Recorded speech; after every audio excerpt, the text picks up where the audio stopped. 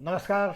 मैं केशव राय विश्व हिंदी अकादमी मुंबई और आज मैं यहाँ इंदौर में पद्मश्री श्री सुशील दोषी साहब के घर पर हूँ, क्योंकि सुशील दोषी साहब ने अपनी जो शुरुआत की है वो हिंदी को बढ़ाने के लिए, प्रचार प्रसार करने के लिए क्रिकेट की कमेंट्री हिंदी में शुरू की है। ये हिंदी को बढ़ाने के लिए इनका बहुत बड़ा योगदान है। तो आज हम उन्हीं से बातचीत करते हैं।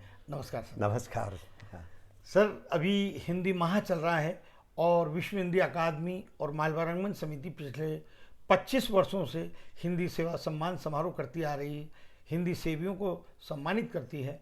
तो अब तक हम ये जानते थे या आम लोग भी जानते हैं इस बात को कि फिल्मों ने, फिल्मी गीतों ने हिंदी के प्रचार प्रसार में बड़ा योगदान दिया है। लेकिन जब सारी जगह से मालूम पड़ा, और वैसे हमें मालूम था, लेकिन ये अब जग जाहिर और ज़्यादा इस बात की चर्चा होने लगी कि भाई इंदौर में सुशील दोषी साहब ने हिंदी को बढ़ाया है और हिंदी के वो पहले कमेंटेटर हैं जो हिंदी में कमेंट्री करते हैं। तो आपने ये हिंदी में जब कमेंट्री शुरू की, कहा जाता था उस समय कि अंग्रेजों का खेल है क्रिकेट और आप हिंदी में कमेंट्री कर रहे हैं, तो किस तरह का अनुभव? नहीं, देखिए, पहले तो मैं आपके प्रश्न का सही जवाब देता हूँ। मुझे तो सबसे पहले जो हम कहते हैं ना कि ये हिंदी सप्ताह चल रहा है या हिंदी का पखवाड़ा चल रहा है, मैं इसके सख्त खिलाफ हूँ। इसका कारण ये है कि इंग्लैंड में क्या अंग्रेजी का सप्ताह मनाया जाता है, जहाँ की मातृभाषा अंग्रेजी है, या फ्रांस में फ्रेंच भाषा का सप्ताह मनाया जाता है? क्या नहीं मनाया जाता। और भारत में हिंदी का पखवाड़ा मनाना, मैं समझता हूँ कि इसका मतलब ये है कि हिंदी भाषा संकट में है जी। और हिंदी भाषा संकट में है तो हम भारतीयों के लिए गर्व की बात नहीं बल्कि शर्म की बात है। जी। क्योंकि जैसे सुकरात ने कहा है कि किसी भी देश को अगर नीचे ले जाना है या पतन की तरफ ले जाना है तो सबसे पहले उसकी भाषा को खराब करिए। संस्कृति भाषा, उसकी संस्कृति भाषा का संबंध संस्कृति से होता है, लोगों में अविश्वास पैदा होता है और लोगों में एक लड़ाई झगड़े पैदा होते हैं।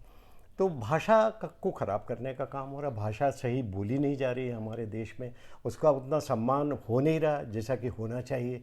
तो इस बात का मुझे बहुत अफसोस है। और हिंदी देखिए हम सब बोलते हैं, आप सब्जी वाले से बात करते हैं या फिल्में देखने जानते हैं। मुझे ये भी अच्छा लगा कि आपने कहा कि फिल्मों के ज़रिए हिंदी काफ़ी लोकप्रिय हुई, घर घर में बसी। उसी तरह से मैं मानता हूँ क्रिकेट कमेंट्री के ज़रिए भी मुझे दक्षिण से कितने ही पत्र आते रहे हैं कि भाई हिंदी कमेंट्री से हम हिंदी सीखते हैं। तो ये एक बहुत बड़ा माध्यम है। और मुझे ये भी खुशी है कि आप इंटरव्यू करने आए। देखिए, लोग बड़े साहित्यकारों का इंटरव्यू करते हैं और साहित्यकारों की उतनी पहुंच भले ही ना हो, लेकिन वो साहित्यकार हैं, उनका सम्मान करते हैं, खुशी की बात है। लेकिन जो क्रिकेट कमेंटेटर जो रचना करते हैं या जो बातें करते हैं, जो जन जन में फैलाते हैं हिंदी को, उसके बारे में कोई सोचता नहीं। उन्हें ना तो कोई साहित्यकार मानता है, नहीं उन्हें कलाकार मानता है। वो समझते हैं कि ये तो ऐसे ही बस ढोल और नगाड़े पीट रहे हैं, ये अपनी बातें कह रहे हैं। तो लेकिन ऐसी बात नहीं इस पर, क्योंकि मैं समझता हूँ कमेंट्री एक कला भी है और एक विज्ञान भी है। तो कला और विज्ञान का समन्वय जहाँ होता है, ये बहुत ऊंचे दर्जे की कला बन जाती है। और मैं समझता हूँ कि मैंने, जैसा आपने पूछा कि शुरुआत में जब कमेंट्री करने गए आए थे तो 1968 की बात है, लोग हंसते थे कि हिंदी में भी कोई कमेंट्री हो सकती है। जो खेल एफपीएस सिस्टम से शुरू हुआ, जो खेल 22 यार्ड से शुरू हुआ, 22 गज का खेल, उसमें हिंदी कमेंट्री की कहाँ ज़रूरत है और हिंदी कमेंट्री कौन स्वीकार करेगा। लोग हंसते थे, लोगों ने मना किया कि हो ही नहीं सकती। और उस समय क्या आकाशवाणी पे जब मैं पहुंच गया, मैं 19 साल का लड़का था, मैं पहुंच गया कि आप कह रहे हैं कि हिंदी कमेंट्री शुरू करनी है, मैं कर सकता हूं। तो उन्होंने मुझे नीचे से ऊपर देखा और फिर क्या मुस्करा दिए और फिर कहा कि put on some grey hairs, थोड़ा सिर में तजुर्बे के सफ़ेद बाल तो लाओ भाई, ऐसे कैसे चले आए तुम, एंड गेट आउट। तो मैं तो चला गया वहाँ से।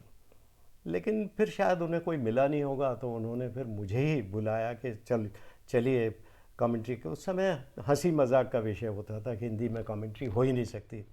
तो मैं गया, मैंने कमेंट्री की रणजी ट्रॉफी मैच की, 1968 की बात है। मैंने किसी की कमेंट्री हिंदी में तब सुनी नहीं थी और जब मैंने कमेंट्री की तो मुझे मालूम है कि मैंने अच्छी कमेंट्री नहीं की। लोगों ने बड़ी आलोचना भी की, आलोचना से दिल भी दुखा और दिल दुखने से ये हुआ कि मैंने सोचा कि अब अपनी भाषा खुद बनानी चाहिए। तब मैंने अलग अलग स्ट्रोक्स के लिए अपनी भाषा बनानी शुरू की। जैसे कोई स्क्वायर कट करता है तो क्या करता है, मैंने सोचा कि वो अपने आप को गेंद की लाइन से अलग करता है, स्ट्रोक के लिए जगह बनाता है, और फिर स्क्वायर कट करता है 4 रन के लिए। तो इसमें क्या हुआ, भाषा भी बन गई, शैली भी बन गई। तो एक हिंदी का शुरुआती क्या जो सफ़र था वो मैंने इस तरह से तय किया। सर देखिए, आपकी जो पीड़ा है, जो दर्द है, निश्चित रूप से बहुत हमको भी लगता है, लेकिन आज भी हिंदी को लेकर बहुत आंदोलन चल रहे हैं। हमारे भारत में जो संविधान है उसमें 22 भाषाएं मान्यता प्राप्त हैं, उसमें एक हिंदी भी राजभाषा है। और ये बात निश्चित है कि कोई भी राष्ट्र, दुनिया की जो बड़ी बड़ी शक्तिशाली राष्ट्र हैं और संपन्न महाशक्तिशाली महासंपन्न 5 देश हैं, America, France, Britain, China, Russia, ये 5 हैं। ये पांचों अपनी स्वभाषा में काम करते हैं। संसद चलती है, सरकार चलती है, व्यवहार में वो चलती है, न्यायालय में बहस होती है, फैसले होते हैं। हमारे भारत में ये सब नहीं है। 100 साल पहले गांधी जी इंदौर में आए थे और यहीं से उन्होंने कहा था कि मैं हिंदी को राष्ट्रभाषा कहता हूँ, मानता हूँ।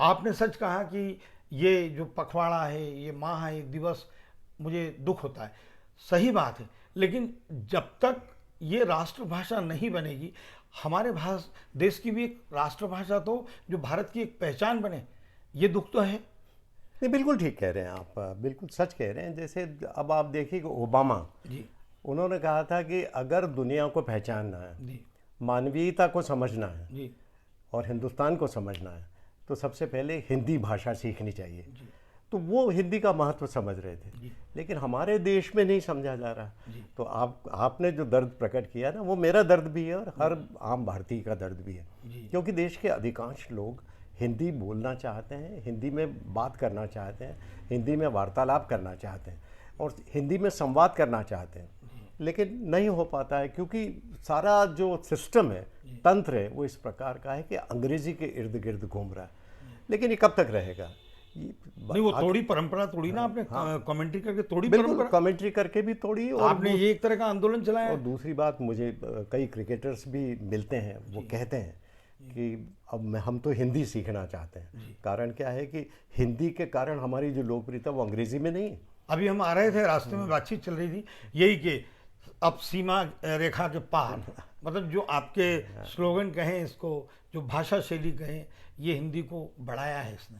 नहीं, देखिए, हिंदी के लिए हम सबको बहुत प्रयास करने पड़े हैं और करने चाहिए, क्योंकि हमारी भाषा, हमें इसे मातृभाषा तो है ही, लेकिन हमें इसे राष्ट्रभाषा बनाना, तो उसके लिए कोशिश तो हमें करनी है। तो ये बात तो सही है, लेकिन सवाल ये है कि वो कैसे हो जी। और कौन करेगा और किसको इतना वक्त है जो इस काम के लिए करे। तो इसीलिए समर्पित लोगों की ज़रूरत है जो राष्ट्रभाषा, और मैं समझता हूँ जो अपनी भाषा को प्यार नहीं करते हैं ना, वो अपने देश को भी प्यार नहीं कर सकते। तो इसलिए सबसे पहले हमें अपनी भाषा का सम्मान कर। आपने ठीक कहा कि चीन में देखिए मैंडारिन बोली जाती है और फ्रांस में फ्रेंच बोली जाती है। अंग्रेज़ी बोलना अपमान की बात समझते हैं, लेकिन भारत ही ऐसा देश है जहाँ हिंदी को सही ढंग से बोलना, वो उसमें उनको लगता है कि उनकी इज्जत गिर गई। कई जो अंग्रेजीदान लोग हैं ऐसे समझते हैं, लेकिन ये वक्त भी गुजरने वाला है, ये वक्त भी बदलेगा और हिंदी की जो अब इज्जत बढ़ने लगी है भारत भर में। आप कंप्यूटर पे भी देखो, आप हिंदी में टाइप कर सकते हैं। हर जगह हिंदी का महत्व समझा जाने लगा है। तो ये आएगा वक्त ज़रूर, लेकिन इसमें सही लोगों को जागरूक होकर अपनी आवाज़ को बुलंद करना पड़ेगा। रेडियो में तो माना जाता है कि जैसे अमीन सयानी को बहुत याद करते हैं, लेकिन जब बात चलती है तो आपका भी नाम इसलिए आता है कि सर ने भी हिंदी को बढ़ाया है कमेंट्री का। वही बात, एक चैलेंज था, चुनौती थी और आपने उसको सिद्ध किया। आज के दौर में क्रिकेट में हिंदी की क्या स्थिति है कमेंट्री में? नहीं, देखिए, दो बातें हैं कमेंट्री में। होता क्या है कि दो चीज़ों की ज़रूरत है। एक तो आपको खेल का ज्ञान होना चाहिए जिस खेल की आप कमेंट्री कर रहे हैं, और दूसरी बात आपकी हिंदी अच्छी होनी चाहिए। ये दोनों, और आपकी आवाज़ अच्छी होनी चाहिए, आप धारा प्रवाह बोलने के काबिल होने चाहिए, है ना, और आपको दिलचस्पी के साथ बिना वक्त गंवाए कम शब्दों में ज़्यादा व्यक्त करने की कला में महारत हासिल होना चाहिए। ये सब चीज़ें अगर नहीं होंगी तो आप अच्छे कमेंटेटर नहीं बन सकते। ये सब हासिल करने के लिए ये एक अच्छे दिमाग की ज़रूरत होती है, और साथ ही हिंदी के अच्छे ज्ञान की। देखिए कई क्रिकेटर्स आजकल कमेंट्री कर रहे हैं। अब एक क्रिकेटर का मुझे याद है कि एक खिलाड़ी थोड़ा लड़खड़ाने लगा, गिर गया थोड़ा सा, तो उसको चोट लग गई, थोड़ा लड़खड़ाने लगा, तो वो कहना चाह रहे थे कि इनका चलने का तरीका ख़राब हो गया है। जी। लेकिन उनकी हिंदी तो आप जानते ही हैं कैसी होती है अधिकांश क्रिकेटर्स की, तो उन्होंने कहा कि उनका चाल चलन खराब हो गया है। बताइए कितने गलत अर्थ तो है। ये होता है। तो जब आपको हिंदी का ज्ञान नहीं हो, लेकिन हिंदी के नाम से केवल पैसा कूटने की ज़रूरत है क्या?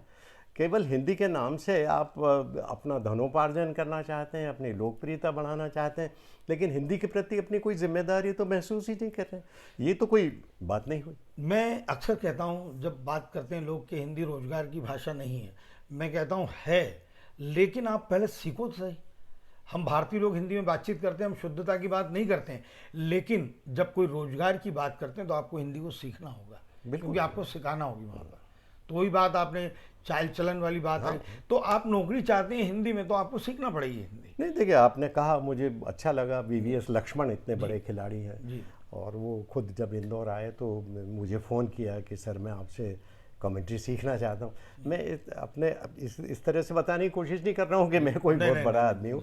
मैं उस आदमी की विनम्रता की बात कर रहा हूँ, जी जी। अपनी बात नहीं कर रहा हूँ। मैं वीवीएस लक्ष्मण की विनम्रता की बात कर रहा हूँ कि वो हिंदी में कमेंट्री करना चाहते हैं। दक्षिण का व्यक्ति है, हिंदी में कमेंट्री करना चाहता है, वो विनम्रता के साथ सीखना चाहता है। बड़ा लोकप्रिय क्रिकेटर है, लेकिन वो सीखना चाहता है, दक्षिण में और उसमें कोई शर्म महसूस नहीं कर रहा है। लेकिन हमारे उत्तर के लोग जो है ना, वो लोग अपने आप को पता नहीं क्या समझते हैं। वो अधिकांश लोग जो जैसे बम्बई से आते हैं या उत्तर प्रदेश से आते हैं, ये समझते हैं कि हिंदी भी कोई भाषा है क्या, अलग अलग प्रदेशों में अलग अलग तरह से बोली जाती है, इसका कोई व्याकरण वगैरह नहीं होता है, कुछ भी बोल दीजिए चलेगा, बस समझाते आना चाहिए। जो इस तरह से बात करते हैं वो बड़ा नुकसान करते हैं हिंदी का। अब जैसे कहते हैं कि क्रिकेट खेली जा रही है, अरे क्रिकेट खेला जाता है, क्रिकेट खेली नहीं जाती है, और क्रिकेट नहीं है, क्रिकेट है।